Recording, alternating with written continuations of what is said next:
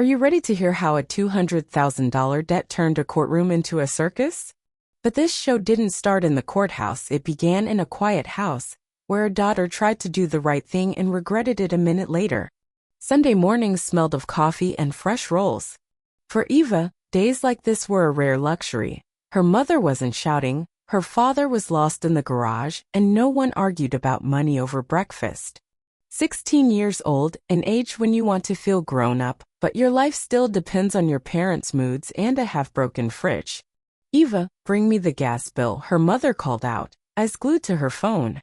A simple request, but something in her mother's voice told Eva that today, perfection was non-negotiable.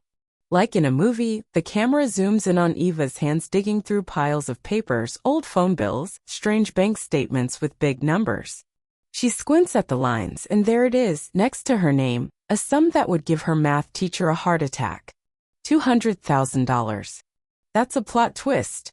Just like that, between an ironing board and a utility bill, 16-year-old Eva becomes the star of her own family tragedy. "Mom, is this a mistake?" she asks quietly, holding out the paper. Her mother snatches it, avoiding Eva's eyes, her jaw clenched. "Don't stick your nose where it doesn't belong. You're too young to understand." But it's too late. The gears in Eva's mind are already turning. That day, she chose not to look away but to ask, and instantly regretted it. Her mother started screaming so loudly even the fridge seemed to stop humming from fear. Eva fled to her room, but she was no longer the girl she'd been that morning. The day had smelled of coffee, now it reeked of fear, shame, and something she'd almost forgotten, outrage at injustice. What happened next changed everything. You won't want to miss how this story heads for the courtroom. What would you do if you were publicly accused of a debt you never knew existed? And your own mother couldn't even meet your eyes. Wrinkled school uniform, streaked mascara, Eva stands at the courthouse door. "Don't worry, we'll fix this," her mother whispers, gripping Eva's hand so tightly her fingers go numb. Inside, the air smells like cheap paper, wet carpet, and something you can't scrub away, other people's family secrets. "All rise." The court is in session, the bailiff announces. The judge, a woman in her 50s with a face hardened by 1,000 family dramas, is genuinely surprised. "Miss, did you know there's a debt of over $200,000 in your name?" "I'm 16, Eva croaks, numb from the absurdity. The room freezes, then erupts in whispers. Even the court clerk glances over her shoulder. "Are you sure?" the judge presses, as if Eva might secretly be a 30-year-old con artist. Everything crumbles. Her mother trembles, staring at the floor. The legal aid attorney pretends to search for a pen, and Eva thinks, maybe I really do need to grow up in 5 minutes. She glances at her mother and sees fear, the same kind she'd felt herself just that morning. "My signature's there because someone kept handing me forms to sign," Eva says, her voice cracking. "I never saw that money." Someone in the back snickers. "Looks like a family circus," mutters a man in a denim jacket. The judge pauses. "So who's responsible for this debt?" No answer. And this is just the beginning. What Eva's mother says after court will flip everything you think you know. What would you say if someone you love used your name to save themselves? And what if that debt wasn't their only secret? Her mother sits on the courthouse bench, lights a cigarette, and stares off like she's waiting for a bus to another life. "Why did you do it?" Eva's voice shakes but carries through the street. "You wouldn't understand," her mother says coldly. "You're just a child." "But the debt's on me." Eva's anger rises. "Me?" Her mother's face hardens, her tone like steel. "You don't know what it's like to choose between bread and credit cards." Eva feels anger and a stab of pity. No, she doesn't know. But it's cost her dearly. Then the man in the denim jacket appears. "Look, kid," he says awkwardly, "if you were forced to sign, you might be able to fight this." "It's family," Eva sighs. "It's different." He shrugs, but his words linger. Maybe there's still something she can do. That night, Eva skips dinner for the first time in years. She pulls out the ancient laptop, Googling parental debt and forged signatures. What she finds scares her but also sparks hope. She's ready to take a step that could destroy or save her whole family. But her mother will make her move first. What if a lie becomes a chain reaction that nobody can stop? But someone has to tell the truth first, otherwise history will just keep repeating. The house is quiet at night, but it's not peaceful, it's the calm before the storm.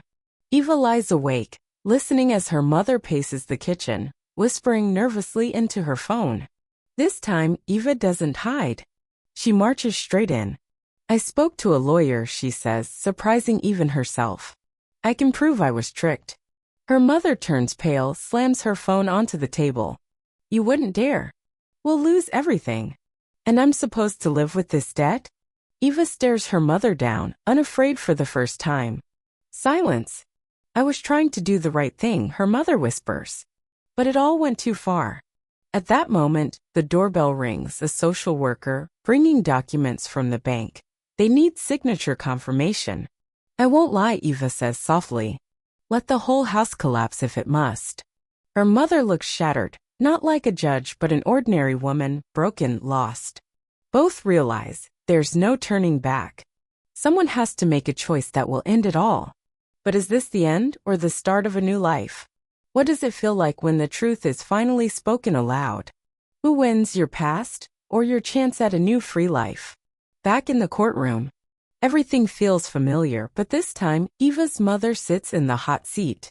The judge listens to both sides, asking questions that cut straight to the heart. Why did you put the debt in your child's name? She asks calmly. Her mother stays silent, then barely manages. I thought it would be easier. For everyone. I was wrong. At that moment, something shifts not just in her mother, but in Eva too. For the first time in years, Eva sees not a villain but a deeply flawed human being. The court rules, the debts are cancelled, but her mother loses much of her property. Eva feels empty but free. She leaves the courthouse breathing in hope, not fear, for the first time in her life. You're stronger than you look, the judge tells her. And more honest than most adults. Outside, her mother is nowhere to be seen. But Eva no longer waits for anyone to save her. She finally belongs to herself. The truth hurts, but it frees. Her family will never be the same, but Eva has a chance to build something new. She neither forgives nor seeks revenge, she just moves forward. What if freedom feels scarier than the chains you just broke? And who stands by your side when your old life is gone but a new one hasn't started yet? It turns out, the day after court drags on forever. Eva stands by her window, feeling no guilt but lonelier than ever. Her phone stays silent. Classmates don't text, her mother has vanished, her father is somewhere in the garage. I wonder what silence sounds like if it isn't filled with threats or lies, she asks herself. That evening, her mother finally comes home, empty-eyed, shuffling her feet. She sits at the kitchen table, leafing through bills, saying nothing. Eva decides to break the silence.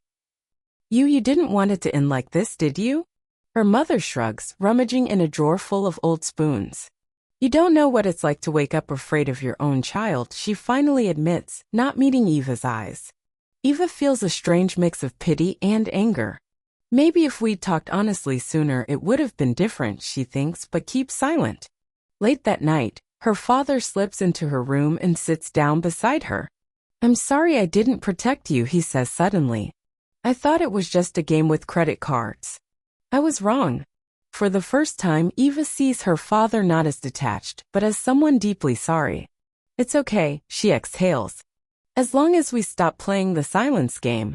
They both know, the silence between them isn't the end. It's the beginning of new real words. Will this family ever come back together, or are their truths now too far apart? An unexpected visit is about to turn their past upside down. What if your family has one more skeleton in the closet? And who shows up when it feels like there's no one left to help? The next morning, the apartment door bursts open. A woman in her 40s, bold and energetic, enters with a heavy bag. Who's that? Eva whispers, peeking from behind the door. Her mother's face changes instantly, like she's seen a ghost. That's your Aunt Linda, she says flatly. Linda is everything her mother isn't. Loud, bright, and fearless, the kind of woman Eva wished she'd had at court. Heard you folks are starring in your own drama, Linda dives in. Figured I'd visit before you bury yourselves alive. Her mother forces a crooked smile, but Eva can see There's deep, old resentment here. Linda sits at the table, firing off questions. So whose name's on the debts now? Where's your husband? Why does Eva look like a political prisoner? It comes out, years ago, the sisters had a massive falling out over their grandmother's inheritance. Eva's mother took it all, forging documents, leaving Linda to move to another state. Remember when you said it's for the family? Linda needles her. And now your own daughter almost lost her future for the family too. For the first time, Eva hears the story. The past is back to settle every unfinished score. Linda stays the night. Her mother grumbles but says nothing. For the first time in years, Eva feels there's someone in the house who isn't afraid to say the hard things. What secret is Linda hiding? And what's the price for real honesty? The storm is just beginning. Can you forgive betrayal if it's lasted for years? Or will the truth about your family just destroy everything? The morning starts with raised voices in the kitchen, Linda and Eva's mother arguing about the past, forgetting Eva is there. If you hadn't cheated me back then, you wouldn't have these debts now. Linda explodes. I was saving you, her mother fires back. You had an alcoholic husband and 2 kids. And now your daughter almost lost her future. Linda snaps. Eva can't take it. What are you even talking about? Why am I just finding out now? The sisters fall silent. Her mother sighs heavily. Grandma left the house and money to both of us. But I forged the documents. I took everything to pay off your father's debts. Linda left, and we never spoke again. Eva feels the floor vanish beneath her. So you've lied to me all this time? Her voice trembles. I thought it was for the best. Her mother tries to explain. For who? Linda glares. You spent your life saving your truth, and now you dragged your daughter into it. They all realize the truth doesn't free you if it's not followed by forgiveness. But no one's ready to forgive yet. Eva leaves the house, not knowing where to go. For the first time, she feels family isn't a fortress but a maze with no exit. Will Eva fight for honesty or protect what's left of her family? And who will reach out a helping hand when she least expects it? How many times can you start over if your family always falls apart? And who helps you make that leap, the person you least expect? It's raining, a rare thing for their city. Eva walks through the wet streets, ignoring calls. At a park bench, she's found by the man in the denim jacket. Now she recognizes him as her grandmother's former lawyer, fired after the family fight. Looking for help or justice? He asks, sitting beside her. I don't know what I want anymore, Eva admits. He nods. You could file to reopen the inheritance case. You and Linda could get back what's rightfully yours. Eva looks at him. What if I don't want another war? Then you choose yourself over old grudges. That's what growing up is, he smiles. He leaves her his business card and walks away. Eva sits until dark, sifting through all the lies, pain, and possible chances. When she returns home, her mother and Linda are waiting. No one speaks, but their eyes are tired, not angry, and full of hope. I'm sorry, her mother is the first to say. I'm afraid we've lost everything. We're still here, Eva answers. So something's left. 3 women sit at the table together for the first time in years. The house isn't happy, but there's a faint sense of a future. Can they rebuild trust, or will one more truth shatter their fragile peace? The final test is coming. Sometimes the real victory isn't winning in court, it's the ability to love again. Who remains when you tear down all the walls? A month passes. The inheritance trial is tomorrow. The house once tense is now full of nervous quiet. Eva no longer fears telling the truth, but she's still afraid of what might come. The night before court, Eva asks her mother and Linda to join her in the kitchen. I don't want to live in lies anymore, she says.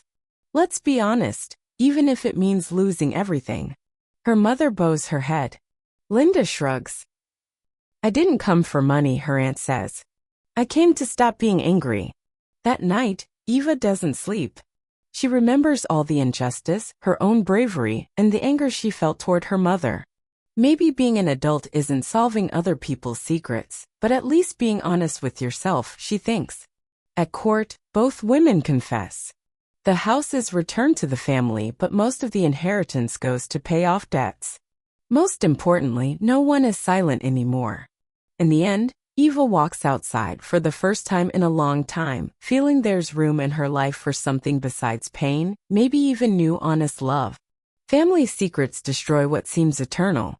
But if you have the courage not to run from the truth, you can build something new, even from the ashes of the past.